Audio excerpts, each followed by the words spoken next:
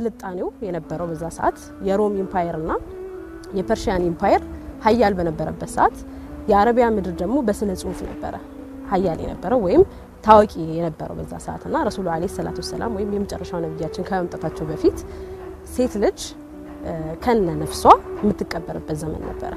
ለሴት ልጅ ምንም አይነት ክብር የሌላቸው ሴት ልጅ እንደ ሰውነቷ ሳይሆን እንደ ዕቃ ታገለግል የነበረበት ሴት ልጅ ለሌላ ርካሽ ነገሮች እንጂ ለመልካም ነገር የማይጠቀሟት ዘመን ነበረ።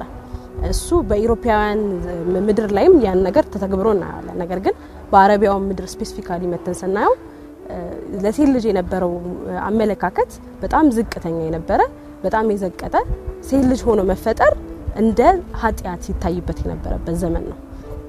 ከዛ በኋላ ረሱል አለይሂ ሰላቱ ሰላም መጣው የመጨረሻው ነብያችን መጣው እስልምናን ወይም ቁርአንን የመጨረሻው መጽሐፍ ምንለው መጽሐፋችን ቅዱስ መጽሐፋችን ተረክበው ተልእኮ ተሰጥቷቸው ነብይ ሆነው ሲላኩ የመጀመሪያው የተስተካከለውና ከአረቢያው ምድር ተቃውሞ የደረሳቸው እንዴት ሴት ልጅ ከወንድ ልጅ እኩል ትባላለች የሚለው ነበር። የሴት ቦታ በእስላም በየትኛው መለኮታዊ እምነት የሴት ቦታ ፍጹም የላቀ ነው። የትኛው ነው? እስላም ደግሞ ቁርአን ውስጥ ነው በጣም በሚገባ አማርኛ ለግለጸው ካልኩኝ የሴቶች ርዕስ ብሎ ራሱን የቻለ ሙሉ አንቀጽ አዘጋጅቷል። ሱረቱ ኒሳ ብሎ የወንዶች አናይ ቁርአን ውስጥ በስም ደረጃ የተጠቀሰ አንድ ወንድ ነው ያለው። በስም ደረጃ ዘይድ የሚባል ሰው ተጠቅሷል በስም።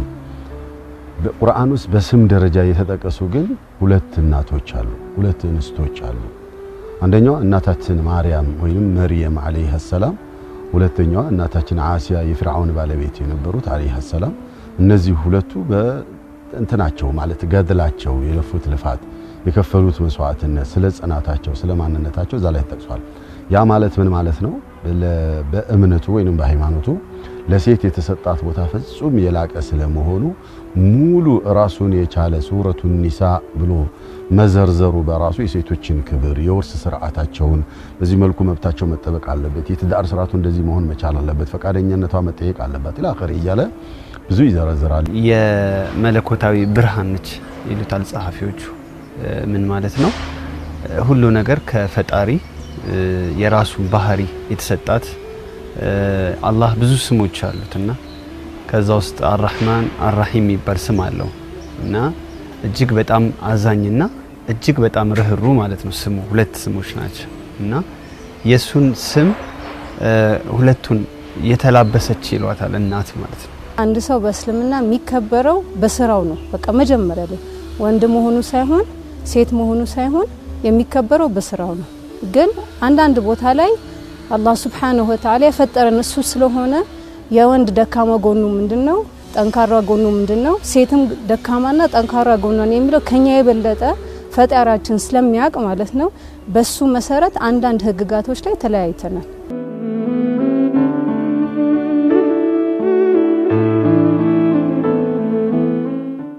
ሀጀራ በጣም ጥልቅ ነው። ስለሷ ሲወራ ቢደጋገም እንኳን የማይሰለች ታሪክ ነው ያላት። ዛሬ አንስተሹ ነገም ስታነሹ በጣም የሚገርሙ ነገሮችን ረቂቅ የሆኑ ነገሮችን ታገኛለሽ በውስጡ።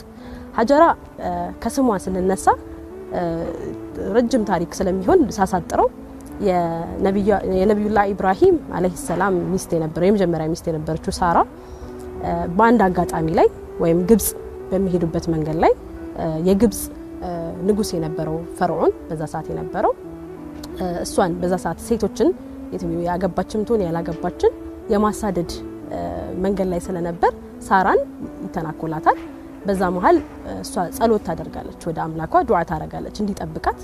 ከዛ በኋላ ያው እጁ ሼክ እንዲያደርግ እሷን ሊቀርባት ሲል ሼክ እንዲያደርግ ያደርገዋል። ሁለቴ ሶስቴ ሞከረ፣ ያ ነገር አልሳካ ሲለው እቺ ሴት የሆነ ፓወር አላት የሚል ነገር ያምናል። ከዛ እቺ ሴት ትሂድ ብቻ አይደለም ያለው ሪዋርድ ስጧት፣ ለሷ አጅር ስጧት ብለው ማንን ይሰጣሉ? በዛ ሰዓት ሀጀራ እነሱ ጋር የነበረች አገልጋይ የነበረችን ሀጀራና ሀ አጅሩኪ ነው የሚለው ይሄውና ሪዋርድሽ ይሄውና ምንዳሽ እንደማለት ነውና ሀጀራ ከዛ ነው አንደኛ ስሟን ያገኘችውና እንደ ጊፍት ነች ሀጀራ በመጀመሪያ ሲጀመር ያችን ጊፍት ይዛ መጣ ከኢብራሂም ጋር ጉዟቸውን ቀጠሉ በቤት ውስጥ አብረው ሲኖሩ በቆይታ ልጅ አልወለዱምና ኢብራሂም አለይሂ ሰላም ከሳራ እስቲ እኔን ባሪያዬን አግባና ውለድልን ልጅ ቢያንስ ቤት ውስጥ ልጅ ይጫወትበት ብለው አሉ አላህ የሻሆነና ከሳራ ያልሰጣቸውን ልጅ ከሃጀር ሰጣቸው ሃጀር እስማኤልን ሲወልዱ ሳራ እንደ ሴት እንደ ጣውንት ውስጧ ላይ ቀናት አደረባቸውና ያ ቀናት ደግሞ ለሶስቱም ኮንፈርት ነሳቸው ነብይ ናቸው በጣም ብሩህ የሆነ አእምሮ አላቸው ንጹህ የሆነ መንፈስ ይፈልጋሉ ህዝብ ነው የሚያስተምሩት አእምሮን ነው የሚያናግሩትና ከህሊና ጋር የሚያወራ ሰው የሰዎችን ህሊና መቆስቆስ ያለበት ሰው ህሊናው በጣም ንጹህ መሆን መቻል አለበት አልቻሉም ኢብራሂም በዚህ አጋጣሚ ገብርኤል ወይንም ጅብሪል መጣና እንዲሰደዱ አዘዛቸው በጅብሪል መሪነት ወዴት እንደሚሄዱ አያውቁም ልጅህንም ሚስትህንም ይዘኪድ ነው የተባሉት አብርሃም ኦር ኢብራሂም መካ መጥተው አረፉ አሁን ገና ያገኙትን ከ86 ዓመት በኋላ የነብዩላ ኢብራሂምንም ስናስብ በጣም ከባድ ነው ሀጀራ እንላለን እንጂ እሳቸውን ብናነሳ ረጅም ጽናት ረጅም ተምሳሌትነትን ነው የምታዩና እዛ ይወስዷቸዋል ገና ወራቶች ናቸው የተቆጠሩት ከወለዷቸው ነብዩላ እስማኤልን ካገኙና እዛ ይጥሏቸዋል እዛ ጥላቿቸው ሂዱ ነው የተባሉት በቃ ትዕዛዝ ነው ለምን እንዴት አላሉ ማለት ይችሉ ነበር ምክንያት ስለሚኖረው ማለት አላሉ ፍጹም የሆነ ታዛዥነት ማለት ይሄ ነው ተምሳሌትነትን ከዛ እንጀምራለን ፍጹም የሆነ ታዛዥነትን አደረጉ እዛ ጥላቸው ሲሄዱ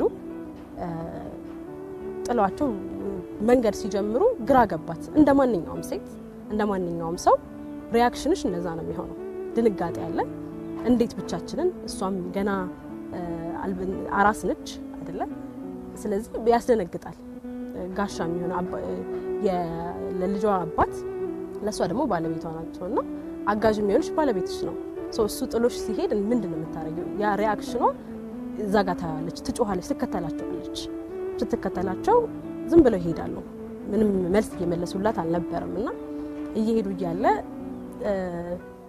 ግራ ገባት ሪአክሽናቸው ነብይ እንደሆኑ ታውቃለች there is something የሆነ ነገር አለ የታዘዙት ነገር ቢኖር ነው እንጂ እንደዛ ያደርጉም የሚል ነገር ወዲያው መጣላት የመጀመሪያው ሪአክሽን ኢሞሽናል ትሆኛለሽ ኢሞሽናል ነበረች ጮሃለች ተከተላለች ግን ደግሞ ረጋ ብላ ራሷን ተቆጣጥራ አይ ይሄ ነገር የሆነ ነገር አለው ታዘው ቢሆን ነው እንጂ ትልና አላሁ አመረከ ቢሃዛ አለቻቸው አላህ ነው ይሄንን ያዘዘ ትላቸዋለች ማለት ነው ምክንያቱም ይሄ ያለሳቸው ያለ አላህ ትእዛዝ እንደዚህ አይነት ነገር አያደርጉም ነብዩላ ኢብራሂምና ወደ ኋላ አልዞሩም ነብዩላ ኢብራሂም ወደ ኋላ ሳይዞሩ አንገታቸውን ነቀነቁ ልክ ነሽ ነው ማለት ነው እንግዲህ ምክንያቱም ከዞሩ የኔ ፐርስፔክቲቭም ነውና አባት ናቸው ምንም ቢሆን ናቹራል ነገር አለ ልጅሽን ስታይ ሌላ ሐሳብ ሊመጣብሽም ይችላልና አላህን ያዘዘው ሲባሉ አዎ አሉ ወዲያው እሱ አዘው ከሆነ ይሁን እሱ አይጥለንም ያለችው ከዛን ጀምሮ ጽናቷን እዛ ጋር እናገኘዋለን አንድ በጣም እንማረው ከሰይድና ሀጀራ በአላህ መመካት የሚለው በምን አይነት መልክ ነው የሚለው ነገር በጣም ግልጽ አድርጎ ነው ያሳዩን ማለት ነው ምንድነው በአላህ ተመክተዋል አያጠፋንም ብለዋል ግን ዝም ብለው ባሉበት ቦታ አልተቀመጡ ለምን ሰበብ ማድረስ የሁላችንም ግዴታ ስለሆነ ሃይማኖታችን በአላህ መካለው ብለሽ ዝም ብለሽ ተቀመጭ አይደለም ብለሽ እየተመካሽም ሰበብን አድርሽ ነው የምትባል ግዴታ ነው ሰበብ ማድረስ ከዛ ተነስተው ውሃ መፈለግ ጀመሩ ምግብ መፈለግ ጀመሩ ሁለት ኮረብታዎች ነበሩ ሷፋ የሚባል ነበር ሷፋ ላይ ይወጣሉ ከዛ ዞር ብሎ ያያሉ አሁንም ይወርዳሉ ከዛ ወደ መርዋ የሚለው ኮረብታ ይወጣሉ አሁንም ዞር ብሎ ያያሉ ሰባቴ እንደሱ ይመላለሱ ነበር ልጃቸው እያለቀሰ ነው ሰይድና እስማኤል አለይሂ ሰላም በጣም እያለቀሱ ነውና እየሞተስ ባይኔ ያላየው ብሎ ነው አስቀምጠውት ወደ ላይ ወደ ታች ማለት የጀመሩት إني أسكنت ذريتي بواد غير ذي زرع عند بيتك المحرم ያሉት ኢብራሂም ራሱ ዱዓ ሲያደርጉ ይዛለታ ቤተሰቦቼን ምንም ባልለበት በቃ ምንም የለም ቅጠል የለ ዛፍ የለ ምን የለ ውሃ የለ ምን በቃ ምንም የሆነ ሸለቆ ውስጥ እያቸው ይላሉ አንተ ጠብቃቸው ብለው ነው ይሄዱትና ኢዘን እዛ ቦታ ላይ ተስፋ ቆርጠው ለተሞታቸውን ከመጠበቅ እልፍ ካሉልፍ ይገኛልና እስቲ ዞር ልበል ብለው ዞር ማለት ጀመሩ ሀጀር በፊት ለፊታቸው ላይ ብዙ ተራራዎች አሉ። መካ በተራራዎች የተከበበች ናትና ሰፋና መርዋ የሚባሉ ተራራዎች አሉ። እሳቸው ደግሞ ያሉት እዚህ ጋር ነው። ከልጃቸው ጋር የተቀመጡት እዚህ ጋር ነውና አንዴ ሰፋ ተራራ ላይ ወጥተው ዙሪያቸውን አሻግረው ያያሉ ሰው ካገኘው ብለው፣ ሌላ ጊዜ ደግሞ ወደ መርዋ ተራራ ይወጡና ዙሪያቸውን አሻግረው ያያሉ። በዚህ መልኩ 7 ጊዜ ባልበላ አንጀታቸው በአራስ ማንነታቸው 7 ጊዜ ተመላለሱ። ልጃቸው ይጾሃል። በጣም የሚገርመው ሸለቆ ወይንም ተራራዎች መካከል ላይ እንደዚህ ክፍተት አለች። ልጃቸው ያለው እዚህ ጋር ነው። እዛ ጋር ሆኖ የልጃቸው ጩኸት ይሰማቸዋል። እዚች ጋር ሲመጡ ይሰማቸዋል። እንዳይሰማቸው እናት አይደሉ እንዳይሰማቸው ሮጥ ብሎ ያልፉታል። በቃ ዋሻው እንትኑ ማለት ኮረብታው ድምጽ እንዳይመጣ ያደርጋል። ጉዞ ያደርጋሉ። ተራራ ላይ ወጣሉ ይፈልጋሉ። አሁን ሲመለሱ እንደዛ። ዛሬ ላይ ሐጅ ሲደረግ ኡምራ ሲደረግ ያንን ቦታ እንመላለስበታለን። እዚያ ጋር ስንደርስ ሮጠን እናልፈዋለን። ህይወት ላይ ስንኖር ሀጀር ምሳሌ ሆነችን የሆኑ ነገሮች እንደ ሞዴል ብንለውም ችግር የለውም። አስተምራናለች። በቃ ምን አንደኛው የሀጀርን መንገድ እንድንከተል ማለት ነው። ሀጀር ምንድን ያደረገችው? አንደኛ ምድረ በዳ ላይ በረሃማ ስፍራ ላይ ምናምን ላይ ተስፋ አልቆረጠችም። ስለምንም ነገር ተስፋ አልቆረጠችም። ባይሆን ምን አድርሳለች? ጌታዋን ይዛ እየተማጸነች ሮጣለች። ሳዒ ይባላል ቦታው። አሁን ያ ቦታ ሳዒ ይባላል። ሳዒ ማለት ሩጫ ማለት እኮ ነው። ስለዚህ ምድር ላይ እስካለን ድረስ ሳዒ ያስፈልገናል፣ መሮጥ አለብን። ከዚህ ሐጅ ስንሄድ እዛ አንዱ ማንም ሰው ቢሆን ያችን ቦታ ረግጦ ሳዒ ሳያረግ መምጣት አይችልም። ሀታ በሽተኛ ቢሆን እንኳን በስትሬቸር እንኳን የሚሄዱ ሰዎች ምናምን ያረጓታል በማይጎዳ መልኩ ማለት ነው። ለምን? በቃ የሷን ስሜት እንድንጎናጽፍ ነው።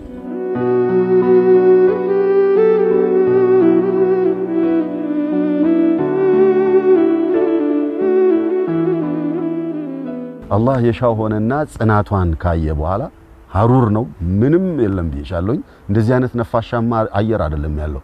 መካ ምናልባት ዓለም ላይ ሞቃት ከሚባሉ ሀገሮች ውስጥ አንዷ ናት። አሁን እንኳን የዚያን ጊዜ ማለት ነውና በጣም ከባድ ነው። ሆኖ ግን ጽናቷን ካየ በኋላ አላህ እዚያ ቦታ ላይ ውሃ እንዲወጣ ነው ያደረገው። የዘምዘም የሚባለው ማለት ዘምዘም ሁሌም ውሃ ባለበትና የሞተ እንስሳ ባለበት ቦታ ላይ አሞራ ያንዣብባል። ኢዘን ሳራ አሞራ ነገር ስታይ ምንድነው ልጄ ሞተ፣ አሞራ ጆፌ አሞራ ሊያነሳው መጣ ብላ ድንግጥ ብላ ወደ ልጇ በቃ ከሞተም ቢያንስ አሞራ ይብላብኝ ብላ ሮጣ ስትሄድ ውሃ ሲፈልቅ አገኘች። እዛ ደስ ብላት ዘም ማለት ሰብሰብ በል አትውጣ አለች።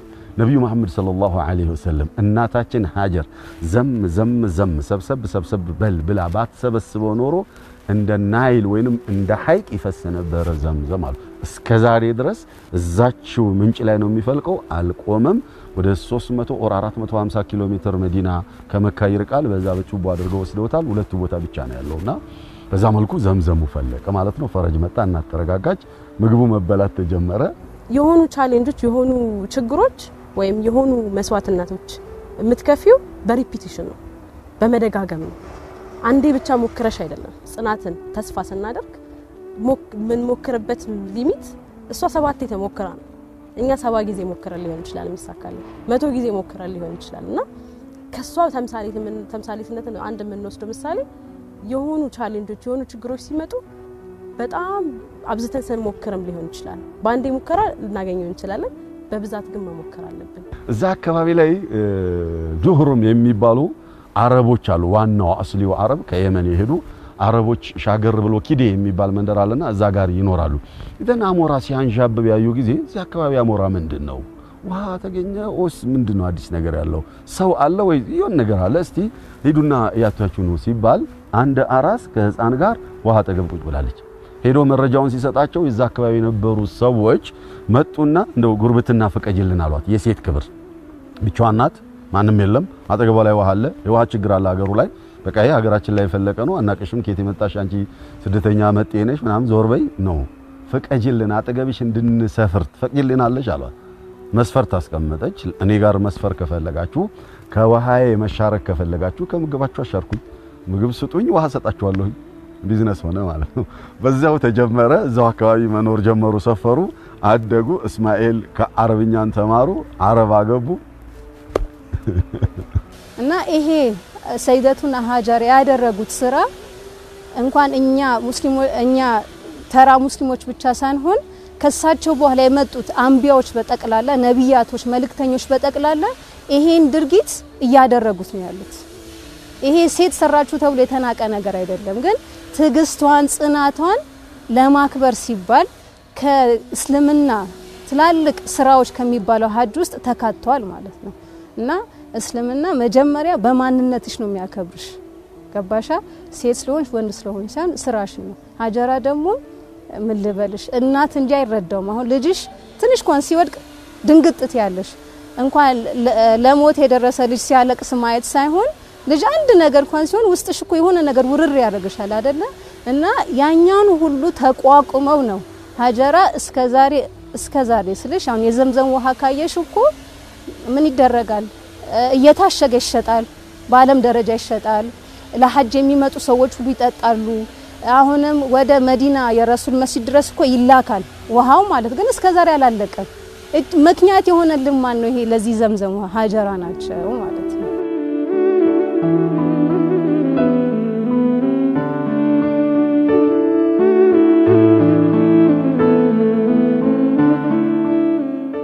ዛሬ ላይ ተስፋ የቆረጠ በጣም ብዙ ወጣት አለ። ብዙ መስራት ይቻላል። በጣም ብዙ ኦፖርቹኒቲዎች እያሉ እድሉም እያለ ማለት እድሉ የለም። የጨለመ ድቅድቅ ጨለማ ውስጥ ሆና ነው ተስፋ ሳትቆርጥ መብትሄ እያፋለገች የነበረችውና ሁሌ መብትሄ በፈለግን ቁጥር የምንችለውን ያህል ጥረት ባደረግን ቁጥር ቁርአን ምን ይላል? ኢነላሃ ላ ዩዲኡ አጅረ መን አህሰነ አመላ። የትኛውም ሰው ስራውን አሳምሮ ከሰራ የስራውን ውጤት አምላክ አይከለክለውም ይላል። ማንም ይሁን ያ ሰው የሃይማኖት ጉዳይ አይደለም። ሙስሊም ስለሆነ ክርስቲያን ስለሆነ ይሁድ ስለሆነ ምናምን አይደለም። የትኛውም ሰው መን አህሰነ አመላ ማንም ይሁን ማን ስራውን ጥርት አድርጎ ከሰራ ከለፋ ለዛ ስራ የሚያስፈልገውን ዋጋ ከከፈለ ውጤቱን እኛ አንከለክለውም ማለት እንደ እናትነትም አሁን ልጅ ስላለኝ እሳቸው ለኔ ትልቅ አርአያ ናቸው። ለምን ብቻቸውን ያ ሁሉ ነገር ተጋፍጠው ለልጃቸው ማለት ነው ዛሬ በሚሊዮን ለሚቆጠሩ ሙስሊሞች በአለም ደረጃ ዘምዘም ውሃ በሳቸው ምክንያት እየጠጣን እንገኛለን። ሁለት ነገር፣ አንደኛው ሳዒ ልታስተምረን የመጣችው ምድር ላይ መንቀሳቀስ አለብን። ምንም ያክል የጠበበ ነገር ቢኖር ምንም ያክል ደስ ማይል ነገር ቢኖር እንኳን እዛ ቦታ ላይ ሰዎች ከተሯሯጡ ትንሽ ሮጥ ካሉ ሮጥ ነው የምንለው። እዛ ሰፋ መርዋ ላይ እንዲ ሮጥ ታያለሽ፣ ከዛ ትመጫለሽና ያ ምሳሌ ነው። እዚህ ምድር ላይ እስካለን ድረስ አንዳንድ ነገሮች በቃ መሞከር አለብን ነው። እነዚህ ነገሮች ናቸው የሚከፍሉን ነው። የሰው ልጅ ደግሞ መለኪያው ፍጻሜ ሆኖ ሀጀርን ስንከተል ሁሌ ማንረሳው አንዱ መሮጥን ነው። ሁለተኛው ደግሞ ሁሌ ኢጎን ማራገፍ ነው።